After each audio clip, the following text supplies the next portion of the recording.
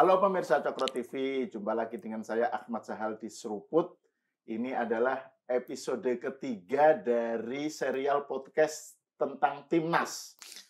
Yang pertama dengan Mas Sabto dan Bung Zaki Iskandar. Iya. Yang kedua hari kemarin itu dengan Bung Harpa dan Samsir Alam.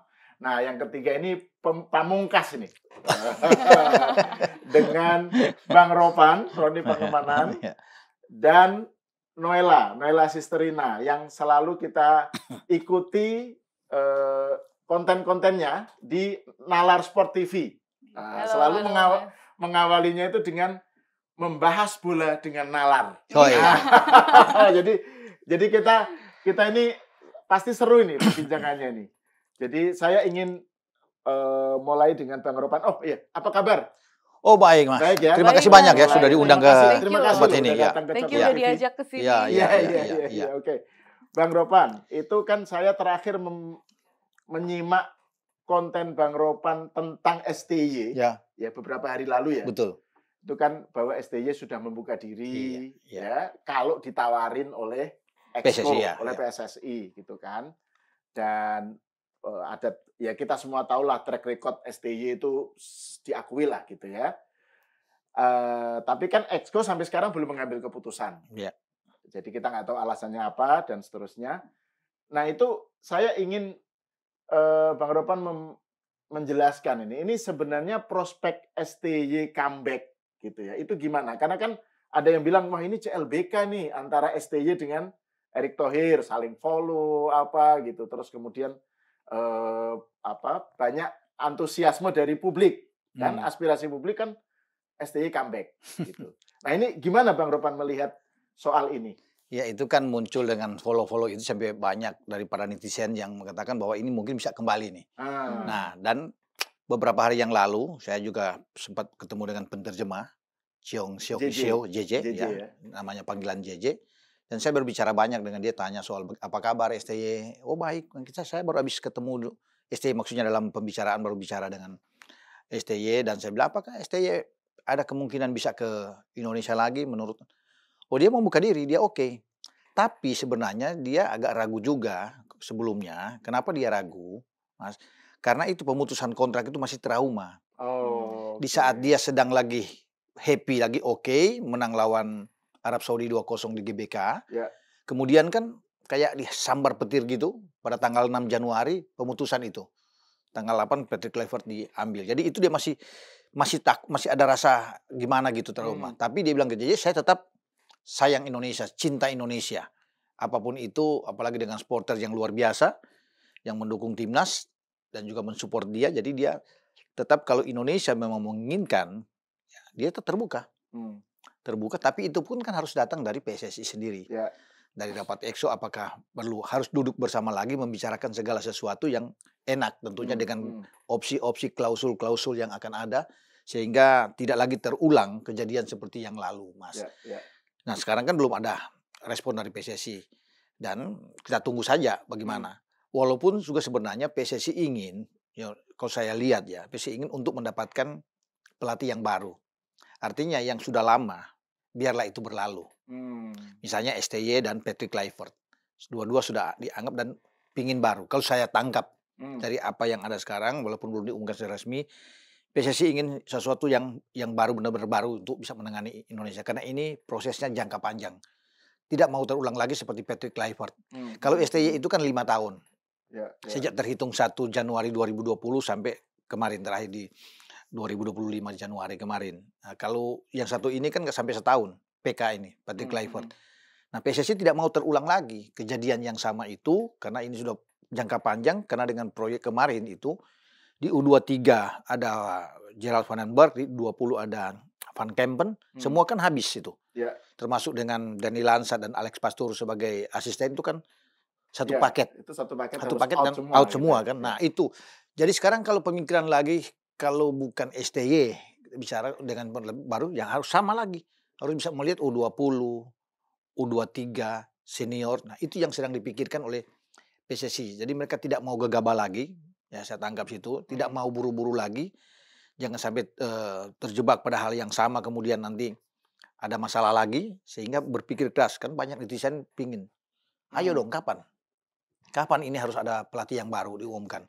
Atau STY aja ambil, sudah pasti track recordnya sudah oke, sudah dilihat Ya. semua kan. Masih banyak pencinta-pencinta STY di sini kan yang ingin bahwa itu ada kembali. Tapi kan ini masih saya pikir agak berat memang ya, agak sulit kalau bisa melihat di sini. Walaupun itu banyak yang menginginkan bahwa sudah pasti STY yang akan datang. Nah itu kalau dilihat dari bahwa akan ada event-event ke depan ini ya, yang membutuhkan keputusan cepat ya, Betul. Bang Ropan. Itu sampai sekarang Exco Federasi belum memutuskan itu seberapa jauh itu ininya? Ya kemarin saya dampaknya? bicara dengan manajer tim Pak Sumarji untuk menanyakan kapan ini rapat. Oh belum, sebenarnya kemarin tuh yang akan rapat termasuk untuk membicarakan FMD, FIFA Match Day yang sudah di depan mata. Mungkin dari sekarang tinggal 2 minggu lebih ya, karena FIFA Match Day itu tanggal 8 sampai tanggal 10 sampai tanggal 18 November. Minggu kedua November Ya, ya. itu kan harus dipersiapkan. Ya. Sekarang sudah mau masuk di akhir Oktober. Belum ada pelatih. Lawan juga belum ada. Siapa 2 lawan kita ini kan harus dilihat. Ya. Peringkat kita sedang turun. Ya kan? Dari 119 ke 122. Malaysia menyalip kita, naik. Jadi kita harus mendongkrak lagi untuk naik peringkat kita dengan mencari lawan yang ada di atas kita. Ya. Kalau mencari lawan di atas kita, ada 3 tim yang menurut saya yang cocok di ASEAN, yang bisa kita lawan dan mungkin kemungkinan menang itu besar. Malaysia termasuk, yang sekarang ada di 118, kemudian dengan Vietnam 111, dan Thailand di 97 atau 98 peringkat. Nah itu saya pikir dengan kualitas pemain kita, Jai Isa dan kawan-kawan, kita bisa mengambil. Kalau kita bisa menang dalam 2 pertandingan itu, otomatis peringkat FIFA kita naik. Jadi kalau bicara tadi harus menghadapi apa-apa, itu yang paling dekat adalah FIFA Match Day. Ya. Sambil kita juga harus bisa mendapatkan pelatih baru ini untuk menatap Piala AFF di bulan Juli. Tahun depan ya. Tahun depan. Setelah itu Piala Asia. Baru Piala Asia. Piala Asia itu di Januari, Februari 2027. Jadi sebenarnya sudah dekat. Piala Asia itu nggak sampai 1,5 tahun udah. Nah itu persiapan yang harus matang. Nah FIFA Match Day juga itu kan ada kesinambungan Bang. Jadi di November 2. Di Maret ada 2. Di Juni ada 2. Di September, Oktober ada 4. Di November ada 2. Jadi secara total itu 12 FIFA Match Day yang harus dimainkan oleh tim nasional. Nah inilah yang harus dipersiapkan dengan matang dalam waktu ini 1 tahun lebih ini harus bisa mendapatkan pelatih yang bagus, pelatih yang berkualitas, CV-nya juga harus oke. Ya. Sehingga jangan lagi sampai kayak kemarin kan. Dan juga harus mengetahui tentang persepak bolaan Indonesia, Asia, sepak bola Asia gitu ya. Terutama di Asia juga kan. Dia kultur sepak bola Asia harus tahu. Jadi pelatih-pelatih yang punya latar belakang tahu tentang Asia itu kan banyak. Ada Jesus Casas, mantan pelatih Irak. Kemudian Timur Kapatse yang bawa Uzbekistan lolos ke Piala Dunia, sekarang menjadi asisten dari Fabio Cannavaro. Ya kemudian juga ada pelatih-pelatih lain yang saya pikir oke, seperti Paulo Bento, ex di Korea Selatan, bawa Korea Selatan ke 16 besar di Piala Dunia di Qatar. Nah dia terakhir dengan Uni Emirat Arab. Nah ini pelatih-pelatih yang oke, yang punya latar belakang kuat yang menangani tim-tim Asia. Jadi saya pikir wajar kalau PSSI bisa memilih, melihat siapa yang terbaik untuk bisa datang. Atau mungkin bisa aja dari Belanda lagi yang muncul, tapi harus lebih berkualitas. Kalau bicara di Belanda, kemarin kan banyak yang menghebohkan. Misalnya Louis van Gaal, orang bilang akan datang. Tapi usianya udah 74. Sakit-sakitan juga. Jadi memang agak sulit bagi dia untuk jangka panjang sampai 2030. Ada Gus Hiddink yang pernah sukses bersama dengan Korea ya di Piala Dunia yang masuk Korsel. Betul. Piala Dunia Ya, Gus Hiddink ya. Betul, dengan Gus Hiddink. Tapi usianya sudah 78. Dia terakhir kemarin 2 tahun lalu, 3 tahun lalu dengan Curaçao. Memang ini pelatih bagus memang. Kalau dari CV-nya oke, pernah tangani Rusia, Australia, bagus-bagus, Turki, apalagi dengan tim nasional Belanda. Cuma terlalu tua. Kalau dari Belanda pasti akan lebih mudah. Mungkin di bawah 60. Ada Mark van Bommel, ada Philip Cocu. Itu bisa diambil. Terakhir ada yang beredar juga dengan Frank de Boer. Ya, jadi artinya 3 nama ini yang bisa ada. Kalau Frank de Boer saya kira kurang karena track record-nya, CV-nya agak berat. Walaupun dia pernah dengan Pak Erick Thohir sama-sama sebagai ketua PSSI ketika Pak Erick Thohir jadi presiden di Inter Milan.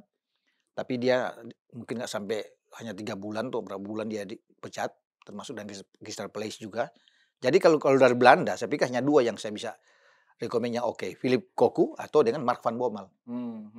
Saya pikir itu yang bisa Bang. Ya. Noela, kalau bagaimana Noela melihat tentang itu tadi bahwa STY kan aspirasi publik Ya. sangat kuat mendukung. Yes. Sekarang dia available. Ya. Dari segi budget anggaran juga masuk gitu ya katanya karena kan itu juga harus jadi pertimbangan gitu Bang Ropan ya. Ya. Terus kemudian apa namanya? Ada rumor tentang tadi itu PDKT. Antara CLBK. CLBK, STY dengan ET. Gimana Noela ngelihatnya itu? Sebagai pecinta sepak bola Indonesia, bukan sebagai pengamat ya, Iya, kalau iya, aku iya, ya. Pertama-tama mengapresiasi dulu ya kebesaran hati Coach Sintayong. Udah mau apa ya, mungkin ini kekecewaannya sudah sedikit pudar gitu. Mungkin justru lebih besar kecintaan dia terhadap Indonesia gitu daripada kekecewaan dia sebelum Iya, ini. Apalagi dia bisa ngomong bahwa membuka diri kalau ada tawaran yang baik, ada perjanjian yang baik juga gitu dari Indonesia gitu. Berarti kan dia sudah mulai membuka diri. Terus ada aspek udah follow-followan lagi sama Pak Ete itu kan kayak orang habis putus biasanya kan sebelum CLBK follow-followan dulu ya. Itu jadi apresiasi juga buat Coach Shin ya untuk bisa berbesar hati gitu. Artinya ada nih kesempatannya. Tapi terlepas dari itu lagi-lagi sebagai pecinta sepak bola Indonesia mungkin karena ini masih lama juga persiapan kita untuk AFF, untuk Piala Asia 2027 kan sebenarnya masih cukup panjang. Artinya sih sebenarnya harapannya nggak terburu-buru untuk memilih pelatih yang baru kali ya. Karena kan yang terdekat memang ada FIFA Matchday nanti.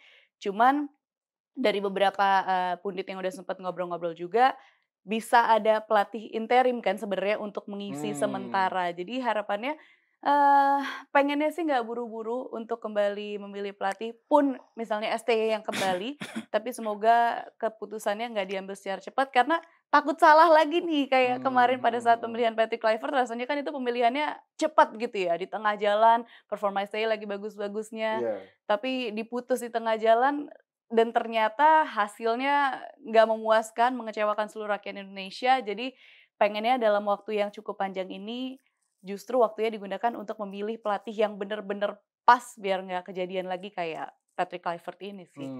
Nah kalau FIFA Matchday itu apakah itu mandatori atau enggak, Bang Ropan? Apakah maksudnya kita harus ikut atau enggak? Harus. Oh harus juga. Harus. Ya? Itu kan sudah resmi dari FIFA. Dan semua pemain wajib untuk bisa bermain membela negaranya. Makanya semua kompetisi di Eropa itu diliburkan di antara FIFA Matchday itu sehingga pemain-pemain yang berada di negara manapun harus membela negaranya. Wajib, itu wajib. Ya, kalau tidak wajib, nah itu pasti akan ditegur oleh. Kalau tidak datang pemainnya, tidak membela, menolak, itu bisa akan ditegur. Iya. Dan itu kurang dari 2-3 minggu ya. Oh iya. 2 minggu lagi. 10 sampai 18 November. Nah kalau Noela, kalau melihat dari kan Noela banyak bertemu sama pundit-pundit ya, yang sering langganan di Nalar Sport itu kan ada Mas Sabto, Mas Sabta, terus Mas kemudian Sabto sama Bung Harpa juga, yang kemarin udah kesini juga ya. Iya, kemarin kesini. Nah, kalau menurut Bung Harpa itu kan alasannya karena dia available, terus juga ini sudah merintis, sudah membangun hal yang baru, kan tinggal nerusin gitu. Terus juga bahwa ini adalah sesuatu yang kebutuhannya itu kan pelatih yang betul-betul ngerti tentang kekuatan pemain Indonesia, ngerti permainan di Asia dan lain-lain. Menurut Noela gimana? Dari lubuk hati yang paling dalam tentu sebenarnya pengen banget ya Coach Sintayong bisa kembali ke Indonesia karena Coach Shin udah bawa Indonesia sejauh ini dan itu benar-benar dia yang membangun kan semuanya. Bisa bawa kita sampai ke round 3 berarti ya Bung? Iya. Round 3. Dia yang membangun semuanya udah sejauh ini. Jadi pengennya memang Coach Shin, apalagi Coach Shin ini kan udah tahu core-nya kita ya, pemain-pemain kita, terus hubungan sama pemain. Ya kita lihatlah di sosial media, di TikTok, di mana banyak banget videonya kedekatan dia sama pemainnya juga udah sedekat itu gitu. Jadi makanya bingung juga kalau dibilang masalah komunikasi atau dinamika ruang ganti ya sebenarnya karena kayaknya ekspresi yang ada di video-video itu nggak bisa bohong juga kedekatan Coach Shin sama para pemain yang Coach Shin diangkat lah, terus yang waktu itu kita lolos yang pemain-pemain pada lari ke kamarnya Coach Shin, itu kan kedekatan-kedekatan kayak gitu rasanya nggak bisa dibuat ya. Iya, natural lah itu natural, ya. Ya. Jadi memang bukan sesuatu yang staged gitu, yang dibikin-bikin gitu. Bang Ropan, kalau sebenarnya dengan kegagalan kemarin di Piala Dunia, ini sekarang ini kira-kira target yang ingin digariskan oleh PSSI oleh federasi itu apa kira-kira? Maksudnya kan sekarang kan untuk menentukan pelatihnya siapa yang tepat kan harus dulu ditentukan ini targetnya mau apa dulu nih. Iya. Terus pelatih yang tepat siapa yang sesuai dengan target itu gitu. Iya. Gimana menurut Bung Ropan? Kalau bicara target, saya pikir pelatih baru ini pasti akan berhadapan dengan apa yang diinginkan oleh PSSI, Pak Ketua Umum, yaitu bagaimana meloloskan Indonesia ke Piala Dunia 2030. Oke. Sebenarnya target utama kita di situ, bukan di 2026. Oke. Di 2026, kenapa kita pingin bermimpi lolos? Karena peluang, kesempatan itu ada. Ada dengan kualitas pemain kita yang bagus, ketika kita ada di putaran ketiga, itu kan kesempatan besar. Iya, iya. Kalau waktu itu kita menang melawan Bahrain, di saat kita unggul 2-1, dan ada masalah soal injury time terlalu lama oleh wasit dari Oman, Al-Kaf saat itu, Iya. kita bisa lolos. Yang akhirnya 2-2 kan, Iya, iya. sebelum kita ke Cina. Nah itu masalahnya di situ. Kalau kita bisa ambil, kita bisa akan lolos ya, karena perburuan kita bagus ya dengan Australia. Sayang, sehingga peluang itu kita dapat di putaran keempat. Ada peluang juga, makanya ingin lolos. Gagal lagi di sana kan dengan cara Clifford yang agak berbeda dalam hal menurunkan starting 11 yang banyak juga ditentang oleh banyak orang ya saat itu. Jadi setelah itu gagal, dengan pelatih baru nanti akan masuk, berhadapan dengan target yang akan diberikan menurut saya. Pasti akan melihat Piala AFF. Kita kan belum pernah juara. Itu memang banyak yang bilang ini Piala Ciki yang enggak. Karena kita ini di ASEAN, ya semua udah pernah juara, ya Vietnam apalagi dengan Thailand, ya termasuk Malaysia, Singapura. Nah kita berhadapan dengan Piala AFF hanya 6 kali runner up, kita harus bisa juara. Kedua, Piala Asia. Ya kalau kemarin kita di Qatar itu kita lolos sampai ke babak 16 besar dengan STY yang pegang saat itu, ya dan kalah lawan Australia. Nah sekarang kita mungkin akan lebih dengan pelatih yang baru, pasti diberikan target paling tidak 8 besar atau semifinal. Dengan kualitas pemain yang saya lihat sudah mewah. Apalagi Pak Erik bilang, saya tidak akan berhenti untuk melakukan naturalisasi. Tidak akan di-stop. Bahkan berarti ada upaya ke depan target untuk lebih memperkokoh, memperkuat ini. Nah ujungnya yang paling yang ditunggu-tunggu orang adalah lolos di 2030. Itu yang target yang sesungguhnya, di 3 target yang paling penting yang harus dibidik oleh pelatih baru ini. Jadi ya Piala Asia, ya AFF dulu, Piala Asia, dan kemudian Piala Dunia. Kenapa AFF saya bilang itu penting? Mumpung pertandingan itu dijadwal di bulan Juli 2026, itu sedang libur. Kompetisi baru mau main di Agustus semua. Jadi pemain-pemain abroad kita, Jai dan kawan-kawan itu, Emil bisa datang bermain. Walaupun itu bukan masuk dalam kalender FIFA, kan? Kalau dia bertanding di luar bulan Juni atau di luar bulan Juli, itu nggak mungkin mereka datang karena itu nggak masuk, tidak diizinkan oleh klub. Tapi karena mereka sedang libur, mungkin saja bisa bawa keluarga ke Bali, ke Lombok, kemana-mana. Mereka bermain untuk tim nasional kita. Nah di sanalah kita kesempatan untuk bisa menjadi juara untuk pertama kali dalam sejarah Piala AFF. Makanya di bulan Juli itu bisa kita ambil. Kalau dengan catatan semua pemain yang ada saat ini, yang di luar itu bermain. Jai Ises, Calvin Verdong, semua kan, Emil Audero, Martin Pas, semua, Ragnar, Ole Romani, Kevin Dix, semua datang. Kita pasti juara, apalagi untuk ASEAN kita ambil. Kalau dengan materi seperti itu. Gitu. Nah kalau dengan target-target semacam itu, kan kemudian kita harus bicara tentang kalau misalnya fresh start, ya misalnya katakan aja pelatih baru gitu ya, Bung Ropan ya. Kan itu kan mulai dari nol lagi, gitu kan. Sementara kalau STY itu kan dia tinggal nerusin. Nah, itu ada narasi seperti itu. Nah itu gimana menurut Bung Ropan? Jadi maksudnya tinggal nerusin kan dia udah tahu, udah punya pengetahuan yang cukup intens lah tentang tentang pemainnya gitu ya. Jadi tinggal nerusin kan bukannya itu lebih mudah dibanding dari awal lagi gitu. Iya, karena STY itu kan sudah 5 tahun. Jadi dia tahu dengan timnya ini dari dasar dia bawa, kemudian tim U23 itu dia bentuk dengan sangat bagus yang bisa lolos ke semifinal, hampir ke Olimpiade. Dan sebagian besar tuh Marcelino dan kawan-kawan masih ada kan. Rizky Ridho masih ada, Justin Hapner, Nathan Cho, Ivar Jenner, Rafael Struijk itu masih ada. Dan itu kan lewat dengan dia tuh semua bisa naik. Nah, memang benar bahwa dia tahu semua dengan pemain-pemain ini, tapi ada juga beberapa pemain yang datang tidak dengan dia. Misalnya Ole Romani bisa ya masuk, Miliano Jonathans, Mauro Silstra itu tidak dengan STY, Joe Pelupesi yang masuk ya. Jadi Itu yang mungkin dia akan lihat. Tapi saya pikir agak mudah karena dia sudah memahami kan, sudah dari awal apa semua.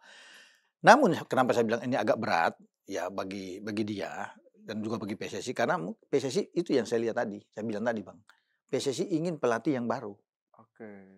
Jadi itu bukan berarti STY nggak bisa. Dan kalau memang mau dipanggil silakan. Kan dia udah tahu, dia udah tahu dengan karakter banyak pemain-pemain kita akan ada di sana. Tapi karena ini harus pelatih baru, jadi ya memang ya kalau bicara dari nol, ya dia tinggal meneruskan sebenarnya. Pelatih yang baru ini tinggal meneruskan apa yang sudah dibawa oleh STY, oleh Patrick Kluivert. Dia tahu kan, dia tinggal lihat semua dengan para asisten Indonesia bermain bagaimana, cara bermain dengan taktik apapun. Nah, dia bisa dengan pemain-pemain yang ada sekarang, Bang. Jadi tidak sulit menurut saya. Karena ini pemain-pemain profesional kan, yang bermain di klub-klub Eropa, yang klub atas. Sebenarnya kita kalau bicara lolos kemarin itu lebih tinggi dari Irak, ya. Market player kita dengan Arab Saudi itu lebih tinggi. Karena nggak ada pemain Arab atau Irak bermain di Serie A. Seperti Jai Ises atau dengan Emil. Bermain di Bundesliga dengan Kevin Dix di Gladbach. Dengan Verdong yang bermain di Lille. Itu kita bagus kelas kita. Cuma ya itulah kenyataan bahwa memang kita tidak lolos. Jadi kalau pelatih baru yang masuk saat ini, dia pasti akan senang. Dengan amunisi yang banyak, yang bagus-bagus ini. Itu gampang bagi pelatih manapun. Apalagi kalau dia pelatih yang oke punya. Misalnya Timur Kapatse, Jesus Casas misalnya yang datang. Wah itu mantap juga Bang. Dia bisa lihat semua kombinasi, dia tinggal taruh dengan taktik sesuai dengan dia yang inginkan gitu. Jadi nggak ada masalah banyak karena pemain-pemain kita pemain-pemain yang sudah bagus, yang sudah jadi di Eropa semua. Iya. Naila gimana kalau menurut Naila? Ya terlepas dari harapannya misalnya STY bisa kembali melatih Indonesia gitu kan, karena sebenarnya terjadi juga sama timnas Australia juga kan, Hervé Renard juga CLBK nih. Makanya mungkin publik Indonesia banyak yang mengharapkan bisa terjadi kayak timnas Australia juga gitu kan. Tapi Arab mungkin. Arab maksudnya. Iya, Renard ke Arab ya. Hervé Renard kan kembali nih ke timnas Arab. Harapannya bisa kembali kayak gitu. Tapi pun misalnya bukan STY, harapannya sebenarnya kan dengan ada pelatih baru kayak Patrick Kluivert kemarin, harapannya bisa melanjutkan yang udah works gitu. Yang sudah berjalan sama timnya. Apalagi kemarin STY bisa membawa prestasi sejauh itu dengan pemain-pemain yang belum seperti sekarang. Belum ada Ole Romedy, belum ada João Pelopessi, Emil Audero, dan lain-lain. Itu aja bisa bagus prestasinya. Apalagi dengan kolam pemain yang sekarang yang luar biasa banget. Ada Emiliano Jonatas, ada Mauro Zylstra juga gitu. Nah harapannya kemarin sebenarnya pada saat Patrick Kluivert datang, itu kan bisa melanjutkan gitu ya, bukan membuat skema atau strategi baru gitu. Makanya kemarin pas saat lawan Arab Saudi itu juga rasanya kita semua kaget ya sama starting 11 yang diturunkan gitu. Padahal di round 3 kita perform. Padahal di round 3 udah perform gitu. Arab nggak menang lawan kita. Iya, Arab bahkan nggak menang, 1 seri 1 kalah gitu kan. Kok ini starting 11-nya malah gini ya, itu kita rasanya semua pecinta sepak bola Indonesia gak harus pengamat kayaknya tahu itu tuh starting 11-nya agak lain ya daripada biasanya gitu. Justru sebenarnya pada saat lawan Irak itu bisa dibilang kalau menurut aku salah satu match yang terbaik di bawah Patrick Kluivert ya. Tapi kan sayang udah cukup telat gitu. Arab kita udah kalah dan sebenarnya harapannya tuh kita justru bisa menangnya pada saat lawan Arab kan, bukan lawan Irak karena memang lawan Irak itu jauh lebih susah. Itu sih. Jadi harapannya pun ada pelatih baru yang bukan STY ya bisa mempelajari betul apa yang sudah berjalan sama Coach Sintayong sebelumnya dengan materi pemain yang udah jauh lebih baik juga. Sebenarnya Bang saya tambahkan. Ya. Kluivert itu sudah enak. Ketika dia ambil dari estafetnya STY kan dia udah tahu bagaimana kerangka yang dibuat oleh STY, tinggal terusin. Jadi dia bertahan aja dengan apa yang STY lakukan itu, tapi mungkin gengsi ya, saya nggak tahu. Itu pasti lolos kita. Ya, kalaupun kita ambil misalnya Kluivert itu dan tidak lolos, mendingan STY kita panggil. Terusin aja STY. Ngapain harus Kluivert? Dan di situ banyak orang mengatakan itu blundernya PSSI. Iya kan? Mengganti STY di tengah jalan. Dengan jalan dan kalau tahu memang itu akan gagal juga. Sehingga kompensasi itu tidak banyak. Sekarang kan lagi dicicil kompensasinya ke STY. Kan nggak gampang kalau misalnya mencapai 40 M itu kan. Tapi kalau dia terus, kalau tahu dengan dia akan gagal Kluivert, mendingan STY. Kalau STY yang kemarin bermain lawan Arab, mungkin akan beda. Kan dia tahu cara bermain. Jadi dia tetap akan mempertahankan dengan 3 back itu yang menjadi kekuatan kita. Bukan 4 back. Justin Hapner, Rido, dan Jai. Ya, Kevin Dix bisa ada di kanan, Verdong ada di kiri. Itu kan sebuah kekuatan. Dan pelatih ini saya pikir kenapa ya? Agak mungkin PK ya maksud saya. Dia gagal ketika pertama kali tangani tim kita di Sydney. Kita kalah dengan 5-1 saat itu. Dia bermain dengan 4 back. Ya, ada Miss Hilgers termasuk di sana, Dix ada di kanan. Tapi kemudian dia nggak belajar bahwa 3 back itu kuat. Nah, ketika dia balik ke Jakarta, dia coba membalikan ini. Ya, bahwa 3 back itu oke. Ya, dapat 6 poin. Dari situlah kita lolos ke putaran keempat. Ketika lawan Bahrain 1-0 dan lawan Cina 1-0 di GBK. Dia bermain dengan apa yang dilakukan oleh STY. Mengembalikan 3 back dengan formasi yang bagus. Tapi kenapa dengan formasi yang dia dapat 6 poin itu, dia tidak bawa lawan Arab dan lawan Irak? Kalau dia pakai yang dia dapatkan lawan Bahrain dan lawan Cina, saya yakin tim kita akan bisa lolos. Bisa lolos, bisa bersaing ketat. Artinya untuk mencari imbang melawan Arab itu bisa. Ya kan? Kenapa kalau kita bermain 3-3 kemarin, katakan kita nggak menang lah. Arab juga nggak menang 3-3. Kemudian lawan Irak kita juga draw 0-0. Di saat Arab dan Irak bermain 0-0 terakhir, kita yang lolos. Kita yang lolos karena kita bisa kalau dihitung dari kartu, ya golnya oke bisa sama. Tapi kan ada hal-hal lain yang akan dihitung, misalnya kartu. Mereka dapat kartu merah kan? Nah dari situ kan kita bisa unggul dan kita bisa lolos, Bang. Jadi peluang itu ada. Tetapi ketika dia rubah dengan starting 11 lawan Irak, bahkan ini ada coba-coba kalau saya pikir dalam sebuah event yang krusial, itu nggak boleh. Ya, Mark Locke dengan Joe Pelupesi baru pertama kali main. Bukan Tom Haye yang bermain dengan Pelupesi. Itu pertama kali. Oke, Verdong nggak bermain, ada Dean James karena Verdong harus istirahat di lawan. Jadi saya pikir berbeda dengan 4 back juga dia tampil. Misalnya Beckham. Beckham bukan pemain inti. Beckham itu bagus ya, tapi dia sebagai super sub. Sama seperti lawan Cina dia masuk di babak kedua kan bagus. Jangan coba-coba. Dia bermain juga dengan false nine. Atau Sayuri, penempatan Sayuri. Ya, di bek kanan. Sayuri sudah bilang mungkin saya nggak biasa main, walaupun saya bisa bek kanan, tapi saya di Malut United ya bermain. Saya bermain didorong ke depan. Lebih banyak bikin gol karena sebagai pemain sayap, bukan sebagai bek. Nah itu mungkin ada perdebatan di ruang ganti. Yang bisa terjadi kalau misalnya dia bermain juga dengan 4 back tapi Rido yang ditampilkan sama seperti lawan Irak, Dix bergeser ke kanan mungkin akan sedikit beda. Tapi kita punya pemain yang anehnya, kita punya pemain yang bagus, Rido dan Hafner cadangan. Yang biasa tampil sebagai 3 back, cadangan nggak dimainkan. Tom cadangan itu harus nggak dimainkan. Nah yang lebih unik lagi dia bermain dengan false nine. Ada Beckham di depan, Miliano dan Ragnar. Mestinya kan ada dua striker kita yang bagus, oleh Romani dan Mauro Sisa ada di cadangan. Dia tidak tampilkan itu, jadi makanya terkaget-kaget. Maksudnya begitu line up muncul saat itu saya ini kalah, bahaya kalah. Jadi terjadi kan? Itu yang masalahnya. Kenapa nggak kita punya dua striker yang nganggur? Main aja oleh Romani duluan. Iya kan itu. Ragnar bisa ada di sana juga ke kiri, jangan Beckham. Dan Miliano di kanan itu kan kuat. Kembalikan Hafner dan Rido bermain di 3 back. Arab nggak bisa masuk. Karena Arab kalah dengan mereka. 2 pertandingan dengan kondisi yang sama. Di Jakarta Arab nggak bisa berkuti kan. 2-0 dengan 3 back itu.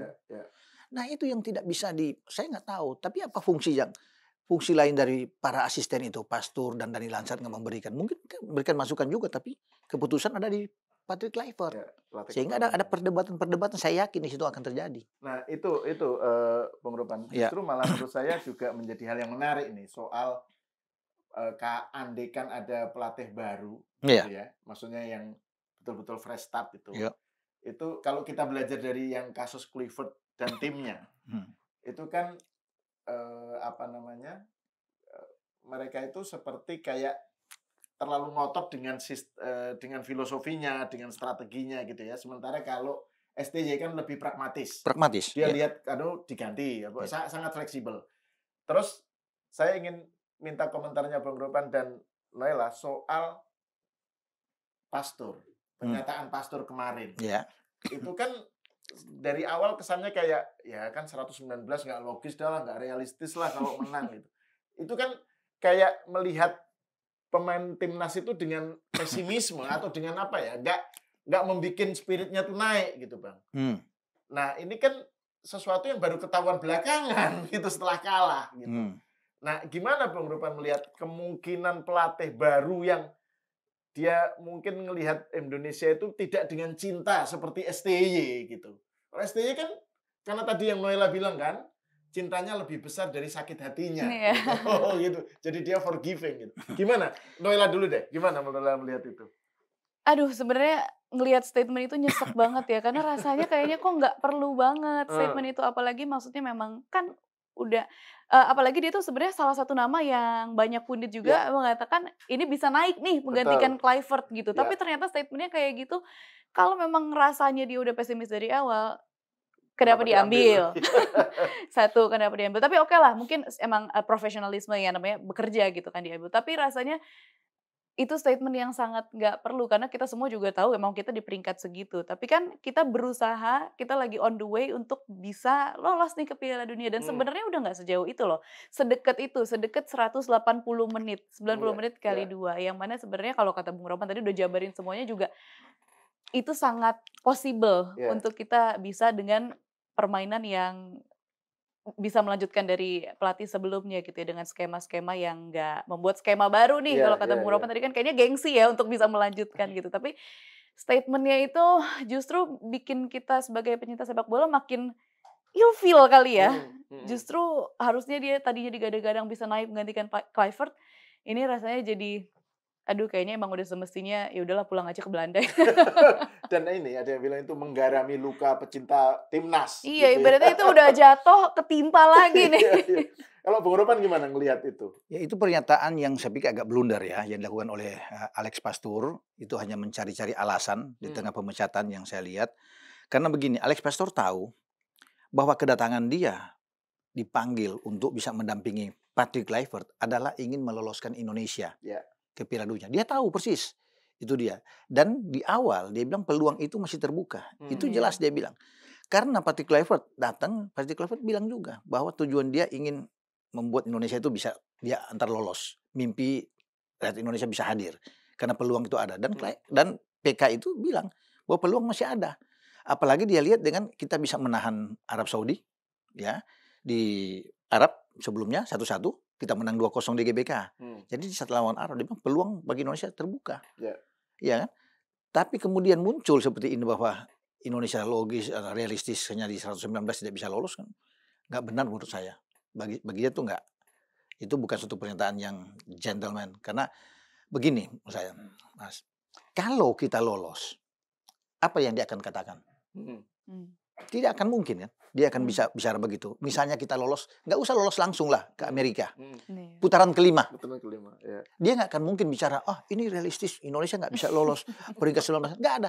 Yang ada bahwa ini kami yang bekerja. Iya. Ini kami yang luar yang bisa ini sehingga Indonesia bisa lolos. Jadi ini semua nggak benar menurut saya cara perkataan demikian, nggak gentle. Mestinya sebagai Alex Pastor yang banyak mendapat simpati dari orang dibandingkan dengan Kluivert, Iya. ya dia akan bicara begini. Saya memohon maaf atas kegagalan ini ya kepada rakyat Indonesia. Ya mohon maaf ini kegagalan kami. Ya mohon dia pasti kan akan diterima gitu secara gentle bicara begitu. Daripada dia membuat secara realistis kita nomor urutan 119 nggak bisa, itu pasti tidak akan terima. Dalam tanda kutip quote to quote seperti agak menghina juga. Ya kan? Bagi supporter kita. Ya bagi rakyat Indonesia bahwa lu datang kemarin kan lu digaji juga. Dan tugas lu adalah membawa Indonesia. Harus sejalan dengan pelatih kepala. Karena pelatih kepala bilang apa, lu ikut gerbong itu bahwa ingin membawa Indonesia. Dan di awal dia datang dia masih yakin kok bahwa Indonesia punya peluang untuk bisa lolos. Ya. Dan di awal dia datang juga sebenarnya kan dia salah satu sosok yang dihormati dan direspek juga sama masyarakat Indonesia daripada Kluivertnya sendiri sebenarnya. Betul. Jadi memang kelihatan ketika menang 2 kali ya lawan Bahrain dan lawan Cina kan optimisme itu muncul juga. Dan dia pikir ini Indonesia punya peluang. Ya. Masih bisa berharap untuk bisa kita bisa lolos ya. Tetapi kalau seperti ini kan ya susah untuk kita terima semua kalau dia bisa berkata demikian. Makanya saya bilang tadi, Mas, kalau kita bisa lolos aja akan beda. Pernyataannya akan berbeda. Makanya saya bilang ini agak pelin-pelan juga. Gitu. Iya. Dan gini, Bang Ropan, kan ada yang bilang 119 itu kan di atas kertas. Iya. Tapi kan faktanya di lapangan itu sebenarnya ketika Indonesia kita kok berimbang kok. Moodnya lagi tinggi kan sebenarnya mungkin de facto bisa lebih tinggi peringkatnya kan. Nah, yang dikhawatirkan itu kalau fresh start, ini saya agak bias ya karena saya lebih condong kepada STY yang di comeback gitu, Bang. Belum move on ya? Belum move on. Nah, itu saya khawatirnya kalau fresh start itu kemudian pendekatannya itu terlalu kontraktual ya dalam melihat hubungannya dengan pemain, sehingga tanpa cinta maksud saya. Sehingga ya nanti akan terulang lagi tuh model kayak Kluivert CS melihat timnas gitu semata-mata kalian kan 119, jangan mimpilah ketinggian gitu. Kalau itu gimana, Bang? Begini, kita boleh 119, tetapi kan kita dengan Arab Saudi, dengan Irak itu kan memang kelihatan jauh. Ya kan, 58 sama 57. Jauh dengan kita. Tapi secara permainan kan di lapangan kelihatan. Ya kan? Kalahnya juga tipis 3-2, 1-0 dengan Irak. Dan bahkan kita main dengan Irak babak pertama kita kurung habis Irak. Kita bisa bagus permainan kita. Jadi sebenarnya itu hanya di atas kertas benar, 119. Kalau kita dapat pelatih yang oke, ya, itu akan jauh lebih bagus. Makanya kita bilang tadi kan, seandainya STY yang membawa ini bukan Kluivert, mungkin akan beda. Akan beda. Iya kan? Lebih oke menurut saya. Tapi kembali lagi, kalau pelatih itu mulai dari nol saat ini, saya pikir begini, dia perlu memang untuk melakukan pendekatan begitu datang. Karena kan kalau STY sudah cukup lama. Ya, dia dari awal memang. Nah, pelatih yang baru ini diberikan kesempatan juga.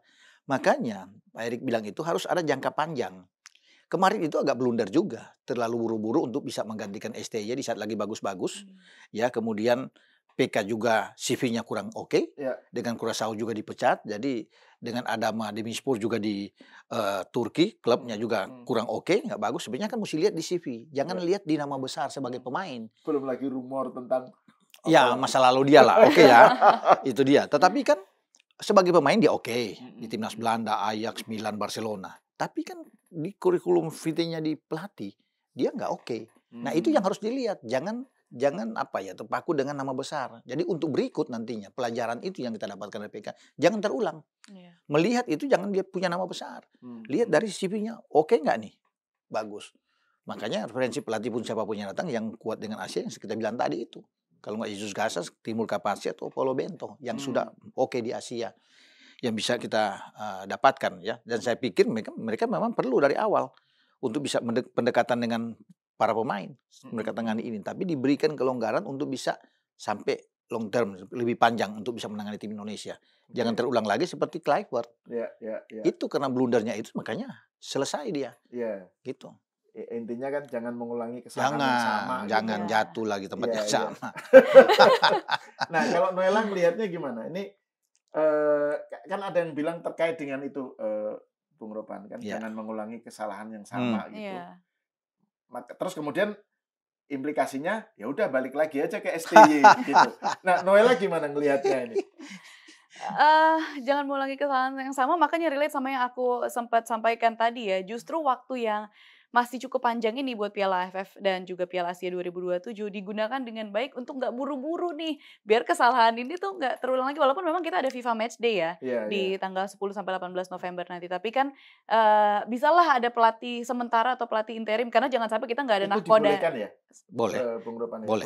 Pelatih sementara itu boleh bisa untuk FIFA Matchday. Bisa. Karena kan setidaknya biar kita tetap ada nahkodanya ya, jangan sampai kita nggak ada nahkodanya, nggak ada yang membawa tim gitu. Cuman kalau bicara itu pun ada pelatih baru sebenarnya sama sih, dari beberapa nama yang sudah ada, Jesus Casas sama Timur Kapasya. Tapi kalau aku mungkin lebih condong ke Jesus Casas karena dia mantan pelatih timnas Irak, terus sudah membawa Irak di Piala Asia 2023 itu, bahkan udah sempat bisa lawan Jepang ya Bung ya, kalau nggak salah. Jadi udah mengerti banget nih sama sepak bola di Asia gitu. Karena kan kalau kemarin pelatih Kluivert memang namanya besar banget sebagai pelatih, kayak Bung Rowan bilang, nama besar sebagai pelatih itu kan belum tentu nama besar sebagai pemain belum tentu bagus sebagai pelatih, dan terbukti kan pada Kluivert sebenarnya. Jadi harapannya ada pelatih sementara dulu buat FIFA Matchday nanti, sambil PSSI benar-benar memikirkan siapa sih yang cocok untuk bisa melatih timnas dan dalam jangka panjang ya.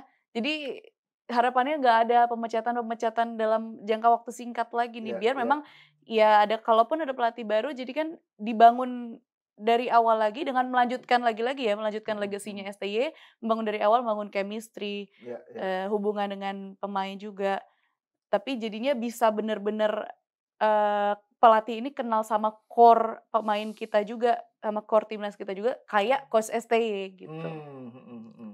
Tapi itu kan sebenarnya sampai saat ini kan kalau menurut Bung Ropan kan nggak lantas terus peluang STY itu hilang kan. Oh iya. Jadi ini Tapi ada opsi-opsi. Opsi-opsi. Gitu ya, Bung ya. Ya, masih terbuka Ya, semua untuk ya. bisa melihat semua keputusan dari PSSI. Ya. Dan kalau kita lihat menyambung dengan apa yang dikatakan Noel tadi soal pelatih interim, ya wajar. Mau siapapun yang mungkin bisa aja Jordi Cruyff kayak misalnya, kan cuma 2 pertandingan. Oke. Sambil menunggu kesempatan untuk diberikan untuk PSSI mengumumkan pelatih baru siapa. Jadi FIFA Matchday ini jalanin aja. Ya, Karena ya. kewajiban harus kita mainkan. Jadi Dan itu berpengaruh terhadap peringkat nggak? peringkat FIFA. Peringkat FIFA kita. Oh, sekarang ini setelah gagal itu 122. 122 ya? 22. Makanya kita perlu dengan ada yang di atas. Jadi nggak usah jauh-jauh kita pilih kemana-mana.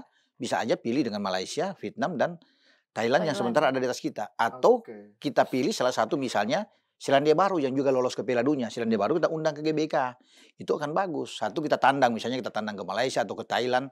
Terserah PSSI yang lebih tahu lah untuk bisa jadwal itu. Sehingga peringkat kita kalau kita bisa menang kan naik. Ada di atas. Jadi kalau kembali ke pelatih interim siapa aja? Alexander Swiers yang sekarang jadi Dirtek bisa. Jordi bisa. Atau PSSI menunjuk pelatih lokal kita siapa yang bisa tangani untuk sementara. Sambil menunggu pengumuman kan rapat exco siapa pelatih baru digodok dulu matang gitu. Makanya bisa aja diumumkan misalnya di Desember atau di Januari. Nggak apa-apa, yang penting kita lewatin dulu FIFA Matchday ini gitu, kan sudah dekat. Itu yang agak pusing juga gitu. Ya betul. Nah itu kalau sebenarnya dari exco ya, federasi lah itu sebenarnya cara mereka menyeleksi atau menentukan pilihan itu gimana? Apakah mereka itu sebenarnya gimana sih cara mereka ini? Apakah ini memang prerogatif mereka tertutup gitu sehingga publik nggak tahu-taunya hasil jadinya apa gitu? Ya mereka rapat sendiri semua exco. Tentunya dengan melibatkan juga ada ketua umum di dalam, wakil ketua umum. Ya pasti akan ikut di dalam juga, mungkin ikut juga sekjen di dalam. Semua punya satu suara untuk bisa melihat misalnya kriteria pelatih mana. Timur Kapatse ya, mereka lihat semua CV-nya. Yesus Casas. Cuma Yesus Casas sekarang lagi diperebutkan oleh Singapura. Singapura mau ambil dia. Mudah-mudahan Singapura nggak dapatkan dia, ya kita bisa ambil. Tapi kalau Singapura dapatkan juga dia, masih ada Timur Kapatse, masih ada Paulo Bento. Kita bisa lihat di sana kan. Atau pelatih-pelatih lainnya kita bisa ambil lah. Ada Anoeta yang dari Maroko itu. Ya, jadi saya pikir bagi exco mereka akan lihat satu-satu tuh. Nah, kesimpulan ini baru pasti akan ada beda pendapat juga kan. Pasti ada satu suka A, satu suka B. Nah, disitulah mereka berembuk, kemudian pilih mana yang terbaik, baru diumumkan. Tentunya harus dilihat dengan cermat, ya kan? Itu tadi yang kita bahas, jangan sampai salah langkah lagi. Harus yang tepat, ya. Dan itu juga termasuk masuk dalam list, tetap juga jadi pertimbangan STY juga masuk gitu. Oh bisa saja, bisa saja, karena kan banyak juga yang masih menyukai kan. Terlepas apapun yang diputuskan, ya kriteria nama-nama STY ini, Bento ini, Yesus Casas ini, Kapatse ini, siapapun, Mark van Bommel, semua dipaparkan, dilihat. Nah, tinggal exco yang memutuskan itu, dan ketua umum bisa mengumumkan juga untuk hasil pemilihan yang baik. Pokoknya langkahnya mesti tepat, orangnya harus tepat, keputusannya harus tepat. Jadi semua harus tepat semua nih, ya kan, harus presisi nih, benar kan?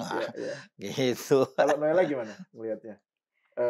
Exco, bagaimana kira-kira exco nanti sampai pada keputusan pelatihnya ini gitu?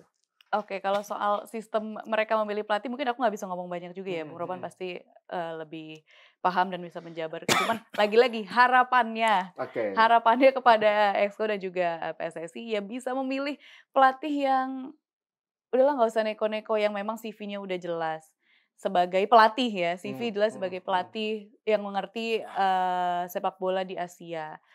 Terus mau melanjutkan legacy dari coach sebelumnya yang sudah berjalan, yaitu dari STY. Jadi nggak total merubah skema, merubah strategi yang udah berjalan sebelumnya gitu. Kayak kemarin dari 3 back ke 4 back, itu aja kan sebenarnya udah bikin berantakan gitu ya. Udah bikin yang kita seharusnya tadinya berpeluang besar jadi bye-bye Piala Dunia gitu. Dan harapannya ya itu kontraknya panjang. Jadi misalkan kayak Coach Sintayong kemarin kan dari 2020, dia baca 2025, 5 tahun. Itu kan dari awal juga nggak mungkin Coach Sin langsung perform dengan bagus kan, iya kan Bung Ropan? Awal-awal Coach Sin pasti kan ada penyesuaian juga ya sama para pemain gitu, dengan permainan timnas Indonesia. Tapi kan akhirnya works gitu. Dengan pemain yang waktu itu loh. Ini lagi-lagi pemain kita juga sekarang kolamnya udah luar biasa banget.